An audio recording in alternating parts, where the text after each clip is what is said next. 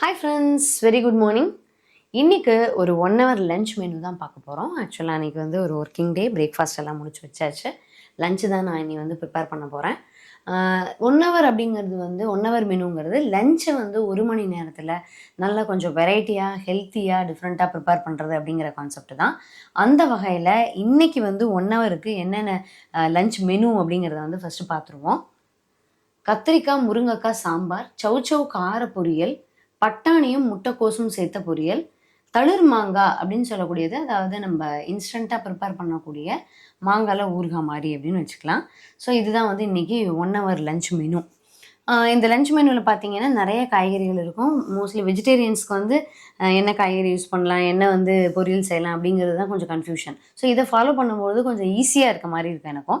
1 மணி நேரங்கிறது எல்லா நேரத்துலையுமே 1 hour அப்படின்னு செலவழியாது. சில சமயம் 40-45 நிமிஷத்தில் கூட நம்ம அந்த சமையலை வந்து முடிச்சிடலாம். ஸோ இனிஷியலாக இதுக்கு தேவையான எல்லாத்தையுமே நான் எடுத்து வச்சுருக்கேன். ஊற வைக்க வேண்டியதெல்லாம் ஃபஸ்ட்டே ஊற வச்சாச்சு. சாப்பாட்டுக்கான ரைஸை வந்து ஒரு 1/2 மணி நேரமாக அது ஊறிட்டுருக்கு. அதனால் டக்குன்னு குக்கரில் சாதத்தை வச்சிடலாம். பட்டாணி பொரியல்னு சொன்னேன் இல்லையா, அந்த பட்டாணியை வந்து நைட்டே ஊற வச்சாச்சு. நான் வந்து எல்லோ பட்டாணி எடுத்திருக்கேன். நீங்கள் வந்து பச்சை பட்டாணி வேணுனாலும் யூஸ் பண்ணிக்கலாம். ஸோ ஃபஸ்ட்டு நம்ம சாம்பாருக்கு துவரம்பருப்பை குக்கரில் வேக போட்டுடலாம். அதே மாதிரி சாதத்தையும் வச்சுட்டு நான் வந்து வானலியில் ஃபஸ்ட்டு பண்ண போகிறது தேவையானது என்னென்னு பார்த்தீங்கன்னா சௌச்சௌ. அதனால் சௌச்சௌவை வந்து நறுக்கி ரெடியாக வச்சுக்கலாம். இதுதான் இனிஷியலாக நம்ம பண்ண வேண்டியது. டைம் பார்த்தீங்கன்னா கரெக்டாக 6:20 ஆகுது. என்னுடைய கான்செப்ட் வந்து 7:20க்குள்ளே நம்ம முடிக்கணும் அப்படிங்கிறது தான். இந்த டைம் மேனேஜ்மெண்ட்டோட தான் இந்த வீடியோஸை நம்ம எப்பயுமே பார்ப்போம். நிறைய கிட்டத்தட்ட வந்து ஒரு 58-59 கிட்ட இருக்குது. உங்களுக்கு இன்ட்ரெஸ்ட் இருந்தது அப்படின்னா அந்த வீடியோஸோட லிங்க்கை வந்து டிஸ்கிரிப்ஷன் பாக்ஸில் இருக்குது. நீங்கள் வந்து அதை பார்த்துக்கலாம். ஸோ இப்போ நம்ம ஸ்டார்ட் பண்ணிடலாம். சௌச்சௌ வந்து நல்லா குட்டி குட்டி பீஸாக நறுக்கி வச்சுட்டேன். ஒரு பெரிய சௌச்சௌ, ஒரு சின்ன சௌச்சௌ தான் அது. இந்த பொரியலுக்கு தேவையான அளவுக்கு ஒரு பொடியாக நறுக்குன பெரிய வெங்காயமும் இருக்குது. சாதத்தை இறக்கி வச்சாச்சு, ரெடி ஆகிடுச்சு. இப்போ நான் சாம்பாருக்கு என்ன பண்ணியிருக்கேன்னா, அந்த பருப்பு கூடவே வந்து முருங்காயும் வேக போட்டேன். என்னென்னா முருங்காய் கொஞ்சம் ஹார்டாக இருந்ததுனால பருப்பு கூடயே வந்து ரெடி ஆகிடுச்சு. ஸோ இங்கே வந்து சௌச்சௌவுக்கு ஒரு 2-3 டீஸ்பூன் அளவுக்கு எண்ணெய் விட்டு கடுகு பொரிய விட்டுருக்கேன். கடுகு பொரிஞ்சதுக்கப்புறமா நம்ம வந்து ஒரு 1/2 டீஸ்பூன் அளவுக்கு ஜீரகம், பெருங்காயம், கருவேப்பிலை போட்டுட்டு பெரிய வெங்காயத்தை சேர்த்து வதக்க ஆரம்பிக்கலாம். பட்டாணியை வந்து குக்கரில் வேக போட்டிருக்கேன். வந்து சாம்பாருக்காக பருப்பு வேக வச்ச குக்கரு. அந்த முருங்கைக்காவும் பருப்பும் எடுத்து வச்சாச்சு. அதில் வந்து பட்டாணி வந்து வேக போட்டிருக்கேன். இதில் வந்து நல்ல ஹை ஃப்ளேமில் பட்டாணியை பொறுத்த வரைக்கும் மஞ்சள் பட்டாணி கொஞ்சம் வேகிறதுக்கு டைமும் ஆகும். அதனால் ஒரு ஹை ஃப்ளேமில் ஒரு 2-3 விசில் விட்டு அப்புறம் ஆஃப் பண்ணிவிட்டு அதை எடுத்துக்கலாம். பொரியலுக்கு வந்து அப்போ தான் கரெக்டாக இருக்கும். ஏன்னா முட்டைக்கோஸ் வந்து வானலியிலே வதக்கிடலாம். பட்டாணி வந்து தனியாக வேக வச்சு தான் சேர்க்க முடியும். இங்கே பார்த்தீங்க அப்படின்னா அந்த பெரிய வெங்காயம் அது வதங்கினதுக்கப்புறமா கொஞ்சம் பச்சை மிளகா போட்டிருந்தேன். பச்சை மிளகா போட்டதுக்கப்புறம் எல்லாம் வதங்கி அதுக்கப்புறம் சௌச்சௌ போட்டு அதில் வந்து உப்பு மஞ்சள் பொடி போட்டு மூடி வச்சு வேக வச்சிட்ருக்கேன். நல்ல காரசாரமாக இருக்கும் அந்த பொரியல். சாம்பாருக்கு தாளித்து விட்டதுக்கப்புறமா இதில் வந்து கத்திரிக்காவை வதக்கிட்டு இருக்கேன். தாளிதம் வந்து நார்மல் தான். கடுகு, பெருங்காயம், கருவேப்பிலை, ஜீரகம், வரமிளகா இது நல்லா வதங்கினதுக்கப்புறமா நம்ம வந்து புளி தண்ணி, தக்காளி எல்லாம் விட்டு கொதி விட்டுட்டு சாம்பாருக்கு பருப்பும் முருங்கைக்காவும் வெந்து ரெடியாக இருக்குது. அதை சேர்த்துடலாம். அதை சேர்த்தோம்னா நமக்கு வந்து சாம்பார் வந்து ரெடி ஆகிடும். அடுத்து நான் என்ன நறுக்கணும்னா முட்டைக்கோஸ் வந்து நறுக்கிக்கலாம். ஸோ ஃபுல் முட்டைக்கோஸையும் நான் யூஸ் பண்ண போகிறதில்ல. இதில் ஒரு பாதி முட்டைக்கோஸ் மட்டும் நம்ம நறுக்கி ரெடியாக வச்சுக்கலாம். முட்டைக்கோஸ் பொரியலுக்கு வானலியில் ஒரு 2 டீஸ்பூன் எண்ணெய் விட்டு கடுகு பொரிய விட்டுருக்கேன். கடுகு பொரிஞ்சதுக்கப்புறமா வரமிளகா, கருவேப்பிலை, பெருங்காயம் போட்டு என்ன பண்ணிடலாம், அந்த முட்டைக்கோஸை வந்து அதில் சேர்த்துருவோம். முட்டைக்கோஸுக்கு ஒரு கொஞ்சம் மஞ்சள் பொடி, உப்பு போட்டு லைட்டாக தண்ணி தெளித்து வேக வச்சு கூட நம்ம வந்து இந்த பொரியல் பண்ணிடலாம். இங்கே வந்து ரெடி ஆகிடுச்சு. சௌச்சௌ பொரியல் மேக்ஸிமம் ரெடி ஆகிடுச்சு. இது வந்து பச்சை மிளகா காரத்தோட இந்த பொரியல், வரமிளகா காரத்தோட முட்டைக்கோஸ் பொரியல் ரெண்டுமே வேறு வேறு டேஸ்ட்டில் இருக்கும். இதுக்கு வந்து இன்னமும் காரம் தேவைப்பட்டுச்சு அப்படின்னா தேங்காய் சேர்க்கும்போது அது கூட இன்னும் ஒரு பச்சை மிளகாவை நம்ம அரைச்சி அது கூட சேர்த்துக்கலாம். இல்லை அப்படின்னா இந்த காரமே போகிறோம் அப்படின்னு விட்டுடலாம். அது நம்மளுடைய டேஸ்ட்டை பொறுத்து. ஸோ இங்கே வந்து சாம்பாருக்கு கத்திரிக்காய் நல்லா வதங்கினதுக்கப்புறமா தக்காளி சேர்த்து புளி தண்ணி விட்டு தேவையான அளவுக்கு உப்பு அதெல்லாமே போட்டு கொதிச்சிட்ருக்கு. புளி தண்ணி வந்து பச்சை வாசனை போக கொதிச்சாச்சு. ஸோ இப்போ அதில் வந்து கடுகு வெடிச்சிருச்சு. வரமிளகா சேர்த்துட்டேன். கருவேப்பிலை ரெடியாக எடுத்து வச்சுருக்கேன், அதையும் சேர்த்தாச்சு. பெருங்காயம் கொஞ்சம் நல்லாவே சேர்த்துக்கலாம். நல்லா வாசனையாக சூப்பராக இருக்கும்.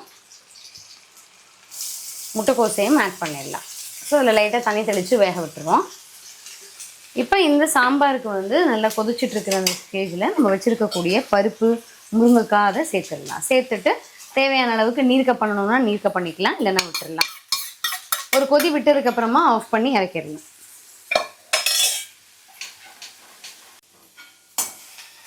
முட்டைக்கோஸ் வந்து நல்லாவே வதங்கிடுச்சு. இது கூட இப்போ இந்த ஸ்டேஜில் வந்து நான் அந்த உப்பு மட்டும் சேர்த்துருக்கேன், மஞ்சள் பொடியெல்லாம் சேர்க்கலை. வேக வச்ச அந்த வடித்த பட்டாணியை வந்து இதில் சேர்த்துடலாம். இந்த பட்டாணியை நான் சொன்ன அளவுக்கு நம்ம சவுண்டு விட்டால் மட்டும்தான் அது நல்லா கொஞ்சம் நமக்கு சாப்பிட்ற அளவுக்கு வெந்திருக்கும். இதை வந்து நல்லா மிக்ஸ் பண்ணி விட்டுட்டு கொஞ்சம் லைட்டாக ஒரு 1/4 டீஸ்பூன் மஞ்சள் பொடி சேர்த்தாலும் சேர்க்கலாம், இல்லாட்டி விட்டுடலாம். அது நம்மளுடைய இஷ்டம்தான். இந்த பொரியல் வந்து இந்த கலர்லேயே இருக்கட்டும் அப்படின்னா அதையும் விட்டுடலாம். இப்போ இங்கே வந்து சௌச்சவும் ஆஃப் பண்ணிட்டேன், ரெடி ஆகிடுச்சு. சாம்பார் வந்து பருப்பு சேர்த்ததுக்கப்புறமா ஒரு கொதி வந்தாச்சு. தேவையான அளவுக்கு உப்பு எல்லாமே சேர்த்தாச்சு. இதை நிறுத்திடலாம். இப்போ நான் என்ன பண்ணியிருக்கேன் அப்படின்னா, தேங்காவை வந்து கீனி வச்சுருக்கேன். பொதுவாக வந்து ஒரு டிப்ஸாகவே யூஸ் பண்ணிக்கலாம் பிகினர்ஸை பொறுத்த வரைக்கும். நிறைய சமைச்சிட்டு இருக்கிறவங்களுக்கு அந்த ஐடியா இருக்கும். தேங்காவை வந்து கீனி இந்த மாதிரி குட்டி குட்டி பீஸ் இல்லை, ஓரளவுக்கு உங்களுக்கு எப்படி கீனை வருதோ அந்த அளவுக்கு கீனி இதை வந்து மிக்ஸி ஜாரில் போட்டுடலாம். மிக்ஸி ஜாரில் போட்டுட்டு தண்ணி கொஞ்சம் கூட இல்லாமல் சேர்த்துருக்கணும். அதில் வந்து ஒரு பிப்பரில் வந்து சேர்த்து ஓட்டி விட்டீங்க அப்படின்னா இது வந்து துருவுன மாதிரி நமக்கு ஒரு ஸ்டேஜ் கிடச்சிரும். தேங்காய் துருவுறதுக்கு பொதுவாக எண்ணெய் பொறுத்த வரைக்கும் நான் தேங்காய் துருவுறத கொஞ்சம் கஷ்டமான வேலையை நான் நினச்சிக்குவேன். அதனால் நான் இப்படி தான் பண்ணுறது. பட் நீங்கள் ஒரு பர்பி அந்த மாதிரி ஃபுல் அண்ட் ஃபுல் தேங்காயோட கலர் வந்து வெளிப்படுற மாதிரியான ஒரு டிஷ் செய்தீங்கன்னா அதுக்கு துருவி தான் ஆகணும். இந்த மாதிரி பண்ண முடியாது. ஏன்னா அந்த தேங்காவோட அந்த சைடு தோல் இருக்குது பார்த்தீங்களா, அது கொஞ்சம் கலர் கொடுத்துரும். அதனால் வந்து பியோர் ஒயிட்டாக வேணும்னா நம்ம துருவி தான் ஆகணும். ஸோ இந்த 2 பொரியலுக்குமே நான் வந்து ஒரு 1/2 மூடி தேங்காய் தான், 1 மூடி கிடையாது, அதில் ஹாஃப் தான் யூஸ் பண்ணியிருக்கேன், நல்ல பெரிய தேங்காய். அதை வந்து நான் 2 பொரியலுக்குமே சமமாக வந்து ஷேர் பண்ணி கொடுக்க போகிறேன். அதாவது இந்த முட்டைக்கோஸ் வரமிளகா காரத்தோடு சேர்ந்த பொரியல், பச்சை மிளகா காரத்தோடு சேர்ந்த இந்த சௌச்சௌ பொரியல், 2க்குமே வந்து பாதியாக வந்து தேங்காவை சேர்த்து தேங்காய் சேர்த்தா ஒரு 2 மினிட்ஸ் நல்லா வதக்கிட்டு தான் நிறுத்தணும். அப்போ தான் பொரியல் வந்து மத்தியானம் வரைக்கும் நல்லாயிருக்கும். இப்போ வந்து நம்ம என்ன பண்ணிடலாம், மாங்காவை வந்து கட் பண்ணிடலாம். ஸோ மாங்காய் பழமாக இல்லை, அந்த மஞ்சள் ஓடி இருக்குது. இந்த மாதிரி இருக்கும்பொழுது அந்த டேஸ்ட் வந்து சூப்பராக இருக்கும். அதனால் சின்ன சின்ன பீஸாக மாங்காவை நறுக்கி வச்சிடலாம். டைம் பார்த்தீங்கன்னா 7:10. 2 பொரியலுமே தேங்காய் போட்டு தேவையான அளவுக்கு தணலில் வச்சு ரெடி ஆகிடுச்சு. இப்போ நான் என்ன பண்ணியிருக்கேன் அப்படின்னா, அந்த மாங்காவை வந்து நல்லா சின்ன சின்ன பீஸாக நறுக்கி இந்த மாதிரி ஒரு டிஃபன் பாக்ஸில் போட்டுட்டு தேவையான அளவுக்கு உப்பு போட்டு நல்லா குலுக்கி வச்சுட்டு இது வந்து Kashmiri chilli powder and normal வரமிளகாய் பொடி வந்து நடுவில் ஒரு குமிட்டா போட்டு வச்சுருக்கேன். அதாவது ஒரு 3/4 டீஸ்பூன் வச்சுக்கோங்களேன் டோட்டலாக காரத்துக்கு ஏற்ற மாதிரி. இதில் என்ன பண்ணியிருக்கேன்னா, ஒரு வானலியில் ஒரு 2-3 டீஸ்பூன் அளவுக்கு நல்லெண்ணெய் விட்டு கடுகு வந்து வெடிக்க விட்டுருக்கேன். ஸோ கடுகு நல்லா வெடித்ததுக்கப்புறமா கொஞ்சம் தாராளமாக பெருங்காயத்தை சேர்த்துக்கலாம். மற்றபடி வேறு எதுவுமே இல்லை. இதில் வந்து கருவேப்பிலை அதெல்லாம் எதுவும் சேர்த்தா அதோட டேஸ்ட் வந்து நல்லா இருக்காது. அது போக இது வந்து இன்றைக்கி நாளைக்கு அவ்வளோதான். ஆக்சுவலாக அந்த டேஸ்ட் வந்து நம்ம இன்றைக்கே முடிச்சிருவோம்னு வச்சுக்கோங்களேன். அந்தளவுக்கு தான் அந்த மாங்காய் வந்து வரும். இல்லைன்னா நாளைக்கு ஒரு நாள் ஃப்ரிட்ஜில் வச்சு யூஸ் பண்ணிக்கலாம், அவ்வளோதான். அதுக்கு மேலே வந்து அது யூஸ் பண்ண முடியாது. ஸோ இப்போ வந்து கடுகு வெடிச்சிருச்சு. பெருங்காயம் நல்லாவே பெருங்காயத்தை போட்டு கொதிக்க அந்த எண்ணெயை வந்து இந்த மிளகா பொடி மேலே விட்டுருங்க. ஸோ மிளகா பொடியினுடைய பச்சை வாசனையும் போயிடும். நீங்கள் டைரெக்டாக இதை வந்து அடுப்பில் சேர்த்திங்க அப்படின்னா மிளகா பொடியும் வந்து கருகி போயிடும். மாங்காய் வந்து அந்த சூட்டில் ஒரு வெந்துடும். அப்போ அந்த டேஸ்ட் வந்து உங்களுக்கு நல்லா இருக்காது.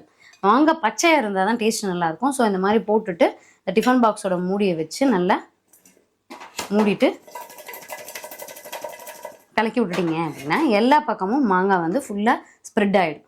ஸோ நம்ம தளிர் மாங்காய் சூப்பராக ரெடி ஆகிடுச்சு. ஆக்சுவலி வந்து எல்லா சமையலையும் முடிஞ்சாச்சு. டைம் பார்த்தீங்க அப்படின்னா 7:20. நான் வந்து பேசிக்கிட்டே எல்லாம் செய்கிறதுக்கே நான் வந்து 1 மணி நேரத்தில் முடிச்சுட்டேன். நீங்கள் வந்து ஒரு 3/4 மணி நேரத்தில் அந்த சமையலை முடிச்சிடலாம். 45 மினிட்ஸில் வந்து இந்த சமையல் ரெடி ஆகிடும். ஸோ ஒயிட் ரைஸ், தளிர் மாங்காய் சாம்பார், கத்திரிக்காய் முருங்கைக்காய் சாம்பாரும் ரெடி ஆகிடுச்சு. எல்லாமே சுட சுட சூப்பராக ரெடி ஆகிடுச்சு. நீங்களும் இந்த மெனுவை ட்ரை பண்ணி பாருங்கள். டேஸ்ட்டு ரொம்ப சூப்பராக இருக்கும். நிறைய காய்கறிகள் வெஜிடபிள்ஸ் வந்து சேர்த்து சாப்பிடும்போது நமக்கு மேக்ஸிமம் நிறையா விஷயங்கள் வந்து பேலன்ஸ்டாக கிடச்சிடும். ஏன்னா அதில் ப்ரோட்டீன் இருக்குது, கார்போஹைட்ரேட்டுக்கு சாப்பாடு இருக்குது, ப்ரோட்டீனுக்கு பட்டாணியும் சேர்ந்து இருக்குது. எல்லா மினரல்ஸும் விட்டமின்ஸும் நமக்கு காய்கறியில் கிடச்சிடும். ஸோ நீங்களும் ட்ரை பண்ணி பாருங்கள். ட்ரை பண்ணி பார்த்துட்டு எப்படி இருந்ததுன்னு சொல்லுங்கள். இன்னொரு நல்ல அருமையான வீடியோவில் சந்திக்கலாம். தேங்க்யூ.